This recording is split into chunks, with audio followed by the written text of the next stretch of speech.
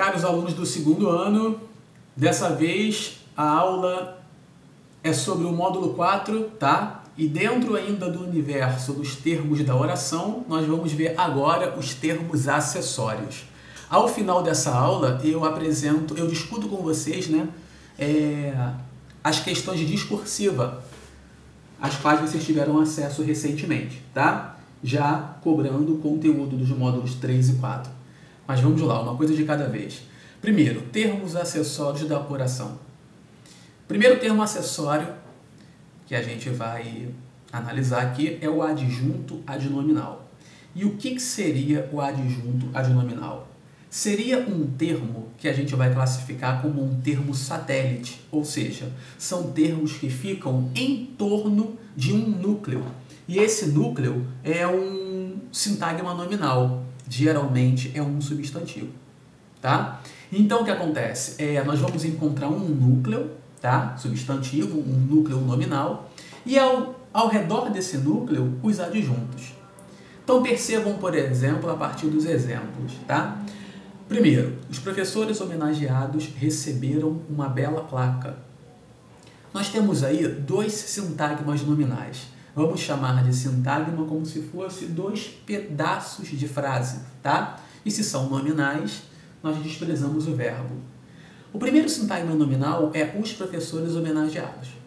O segundo sintagma nominal é uma bela placa. Percebam que o verbo ficou de fora, tá? Para o primeiro sintagma nominal, os professores homenageados, eu sublinhei o núcleo, que é professores, que é um substantivo. Logo, os e homenageados são os termos que ficam ao redor desse núcleo, não é? Os é um artigo definido e homenageados é um adjetivo. Por isso que esses dois termos serão adjuntos adnominais do núcleo substantivo professores. Olhando agora para o segundo sintagma, ainda na primeira construção, uma bela placa, o nosso núcleo é placa, é um substantivo. Por isso, uma, que é um artigo, né? E artigo indefinido, e bela, que é um adjetivo, são adjuntos adnominais que, na verdade, são termos determinantes, né, para o núcleo placa, tá? Então, na primeira frase, temos 4 adjuntos adnominais. 2 artigos, os e uma, e 2 adjetivos, homenageados e bela. Ok? Segundo exemplo é, os moleques da rua de trás rasgaram nossos cartazes coloridos. Primeiro sintagma nominal, os moleques da rua de trás. Núcleo, moleques, e aí eu tenho 2 sintagmas, os, que é artigo, e da rua de trás, que é uma expressão, é uma locução que qualifica, que caracteriza os moleques, tá? Então, os, artigo, adjunto adnominal, da rua de trás, uma locução adjetiva, adjunto adnominal. Segundo sintagma nominal desse período, dessa oração, nossos cartazes coloridos. Núcleo, cartazes, substantivo, adjuntos adnominais, nossos, pronome pessoal, e coloridos, adjetivo. Terceiro exemplo, o temor da mocinha é angustiante. Nosso sintagma nominal é o temor da mocinha, já que é um verbo de ligação e angustiante é o predicativo, né? Nós vimos na aula passada que o predicativo é o complemento dos verbos de ligação. Então, olhando aí para o primeiro sintagma nominal, o temor da mocinha, nós temos o substantivo temor como núcleo e o artigo adjunto adnominal e da mocinha, locução adjetiva, já que qualifica, caracteriza esse temor, é também um adjunto adnominal. Percebam que a mocinha teme algo, né? Ela aí expressa uma noção ativa. Ela teme, ela não é temida, certo? Bom, segundo termo acessório a ser analisado é o adjunto adverbial. Dessa vez, são termos que indicam uma circunstância à ação verbal da construção, tá? Circunstância como tempo, lugar, modo, causa, por aí vai. O garotinho caiu da escadaria, não é? Então a ação foi cair e, que é um verbo intransitivo, não pede complemento. Tanto que eu poderia falar o garotinho caiu, tá? O da escadaria soma, né? Adiciona uma circunstância de lugar à ação. Ele caiu onde? Ele caiu da escadaria. certo? Segundo exemplo, os cachorros entraram desesperadamente na sala de jantar. Entraram é outro verbo intransitivo, verbo que não exige complemento, tá? Os cachorros entraram. Agora, entraram como e entraram onde? Aí eu tenho dois adjuntos adverbiais. Desesperadamente, como um adjunto adverbial de modo, né, formado pelo sufixo mente, e na sala de jantar, como um adjunto adverbial de lugar. Percebam que eu poderia até inverter a ordem desses dois adjuntos adverbiais. Os cachorros entraram na sala de jantar desesperadamente, tá? Terceiro exemplo, nunca me falaram nada sobre esse relacionamento, né? A ação aí é falaram. Quem fala, fala algo a alguém. Falaram nada para mim. Agora, nunca me falaram nada. Advérbio, né? De tempo, logo exercendo a função de adjunto adverbial de tempo. E sobre esse relacionamento é outro adjunto adverbial, só que dessa vez expressando uma circunstância, né? Indicando uma circunstância de assunto. Tudo bem? Bom, na sequência temos o aposto, tá? O aposto é um termo que vai ou explicar, ou especificar, ou enumerar, ou resumir um outro termo da oração.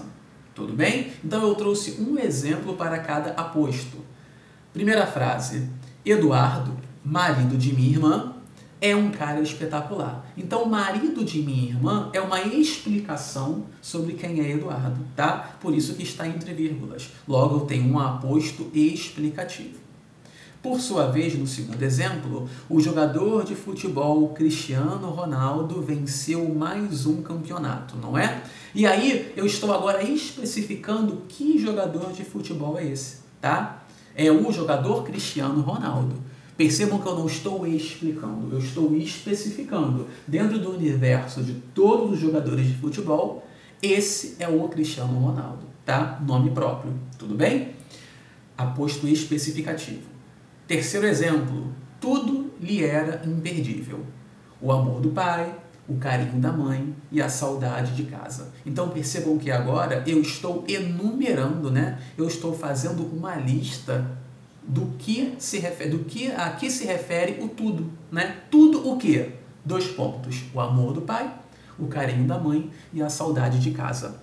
Dessa vez o nosso aposto é enumerativo, já que eu enumero uma sequência de ideias, né? Uma sequência de informações, tá?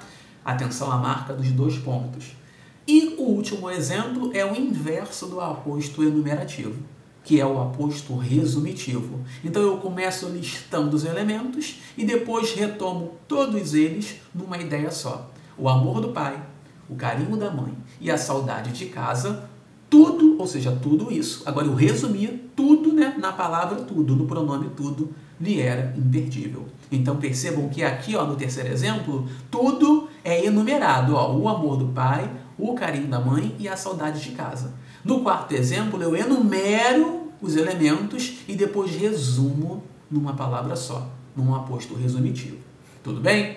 Bom, o último termo é o vocativo, tá? E o vocativo nada mais é do que um chamamento, né? É quando há uma identificação do meu interlocutor, há uma identificação sobre essa pessoa ao qual se dirige a palavra, né? Caros alunos, o material de aula foi postado na Classroom, ou seja, o sujeito é quem? É o material de aula, porque se você pergunta para o verbo quem foi postado foi o material de aula. Então esse caros alunos é só um chamamento. Não confundir vocativo com sujeito. O sujeito aparece ao se perguntar ao verbo, tá? O caros alunos é só o chamamento. Assim como em eu queria, Carlos, que nossa relação fosse sincera, né?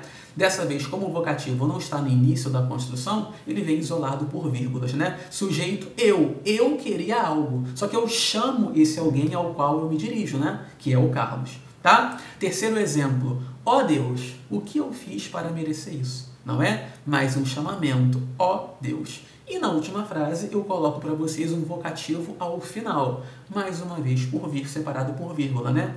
O problema é sua mania de mentir, Joana. Então quem é o sujeito? O sujeito é o problema, tá? E aí eu chamo Joana para identificar no enunciado quem é o meu interlocutor, a quem eu me dirijo, certo? Bom, Vamos agora fazer o comentário das questões discursivas que vocês tiveram que fazer nesses dias, tá? Trago uma tirinha que diz o seguinte, do Armandinho, né? A raiva é uma doença muito perigosa. É transmitida por animais contaminados e comentários nas postagens nas redes sociais. Então, olha lá, gente. Eu queria que vocês dissessem, primeiro, quanta quantidade de orações, não é? Então, a gente tem que ver quantas orações tem nessa tirinha, tá? E a gente vai procurar os verbos, né? Porque quase sempre os verbos serão o núcleo da oração. Não serão o núcleo, na verdade, desse predicado quando o predicado for nominal, que é o que acontece aí. Olha lá. Oração 1. A raiva é uma doença muito perigosa. Oração 2. É transmitida por animais contaminados e comentários e postagens nas redes sociais. Percebam que a oração 1 se concentra no primeiro quadrinho. A oração 2 se distribui nos dois quadrinhos seguintes, né? Então, beleza, está aqui a identificação das duas orações.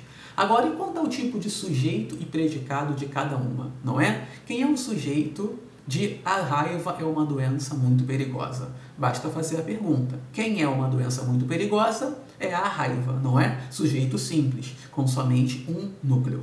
E quanto ao predicado? É uma doença muito perigosa. Sabemos que é um verbo de ligação, não pode ser o núcleo desse predicado, mas por construir esse predicado, eu já sei então que o meu predicado é um predicado nominal. Tá? E na oração 2, é transmitida por animais contaminados e comentários e postagens nas redes sociais. Quem é transmitida? É a raiva, que não está aparecendo aí, porque já foi explicitada na oração anterior. Né? Então, toda vez que eu consigo identificar o meu sujeito, por mais que ele não esteja expresso, nós temos um caso de sujeito desinencial, ou sujeito elíptico, ou o que antigamente se denominava sujeito oculto, né? A raiva, tá? E o predicado agora? Agora o meu predicado vai ser verbal. Mas por que se eu tenho é? Porque, na verdade, eu tenho uma locução, não é? É transmitida. A raiva é transmitida. Percebam que a raiva não está fazendo, ela está sofrendo a transmissão, não é? Eu tenho aí, gente, um predicado, uma oração na voz passiva. O nosso sujeito sofre uma ação. Não é a raiva transmite, é a raiva é transmitida. Nessa locução é transmitida, o verbo principal é transmitida, não é? Que é um verbo nocional. Nós sabemos o que é transmitir. Esse verbo expressa um significado mesmo fora de uma oração. Logo, é o meu núcleo. Logo, como o meu núcleo é um verbo nocional, temos aí um predicado verbal, tá? Revejam essa correção dessa questão e compartilhem as dúvidas pelos canais de contato. Seguindo adiante, ainda eu quero que seja feita uma análise do predicado da primeira oração, não é? Que a gente sabe que o predicado é uma doença muito perigosa. E pede-se a identificação dos adjuntos adnominais, tá? E aí, nesse sintagma, é uma doença muito perigosa, se eu desprezo esse que é um verbo, sobra uma doença muito perigosa. Sabemos que o núcleo aí é doença, certo? E aí, gente, uma é um artigo, né? Uma doença. E eu tenho depois perigosa, não é? Que está atrelada à doença. É um adjetivo, tá? É um artigo indefinido e um adjetivo. E aí, por que muito não pode ser um adjunto adnominal? Porque muito, na verdade, é um advérbio, né? É um advérbio, né, com ideia de intensidade, tá? Poderia também interpretar como um pronome indefinido, né? Já que eu não defino quanto é esse muito, tá? Mas, de fato, vamos considerar, para efeito desse exercício, os adjuntos adnominais uma, tá? Que é um artigo, e perigosa. É uma doença perigosa, tá? Esse muito aí entra mais como um qualificador, ligado a perigosa e não a doença. Tudo bem? Já que doença é o núcleo, certo? Então, adjuntos adnominais, uma e perigosa. A próxima questão traz eu trago para cá, né, um trecho de uma crônica do João Paulo Cuenca, A Última Madrugada, e a análise que deve ser feita é quanto ao primeiro trecho destacado, não é? Agora o homem já me constrange. E aí eu pergunto a vocês, na verdade, sobre a função, né? Quem exerce a função de objeto direto e quais são os adjuntos adverbiais, tá? Gente, se o nosso verbo é constranger, não é? O homem constrange alguém, certo? Quem constrange, constrange alguém. E esse alguém sou eu. Tanto que eu tenho aí, ó, o homem já me constrange, tá? Logo, objeto direto, esse me. E aí eu tenho dois adjuntos adverbiais, né? Agora e já. Os dois expressando, cada um à sua maneira, uma ideia de tempo, tá? Já a análise do segundo trecho, ore por mim, Senhor, eu pergunto a vocês se Senhor pode ser o sujeito.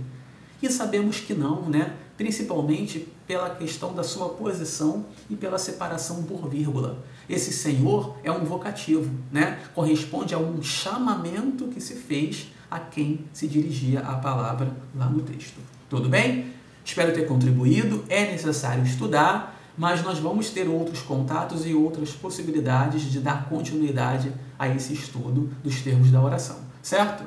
Grande abraço, até a próxima aula.